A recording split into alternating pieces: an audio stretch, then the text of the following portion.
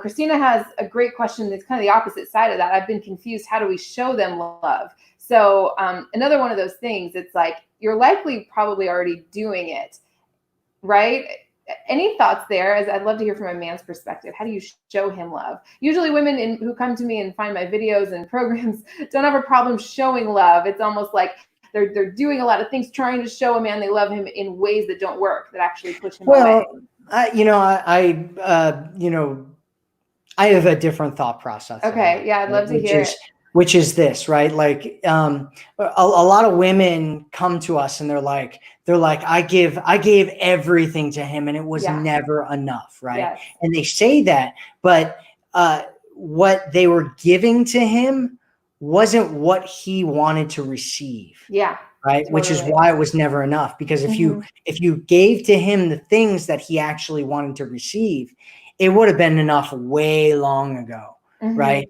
And that's why it's important to figure out like how somebody receives love, right? And what they actually want. Right. And there's kind of like the love languages thing out there, which is really valuable, I think, in a lot of ways, because it kind of simplifies everything and it puts it into little categories and stuff like that. But we're individuals, right? We have individual wants and desires and needs and interests and stuff.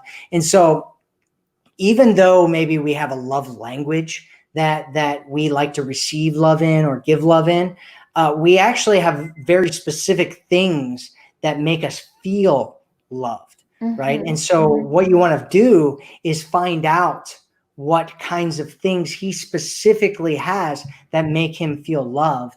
If you want him to feel loved, then you just have to do those certain things. Right? You don't have to do a million different things. You don't have to do all the things that you think you should be doing and giving everything of yourself and jumping in and just, becoming the relationship. All you have to do is just give him little things that he wants to receive and that show him he's loved, right?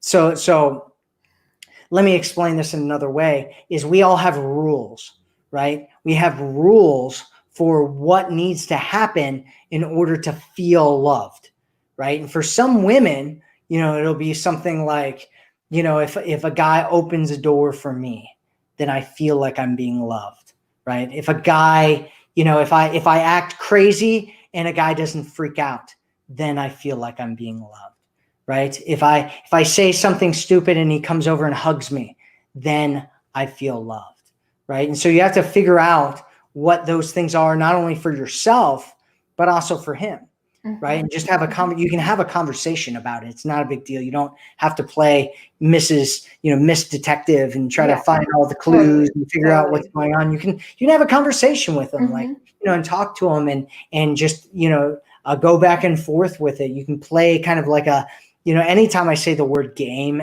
all of a sudden women start losing their minds and going, I don't want to play games, and you're like, no, this is like a fun game, not like playing games with him, but like having fun with a game kind of thing. I need a different word for game.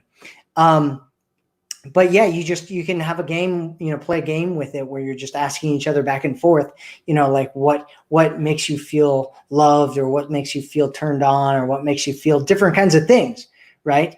And it can really quickly turn into you both not only feeling loved and turned on and whatever other kinds of things, but also really starting to understand each other on a level that most people don't understand each other on.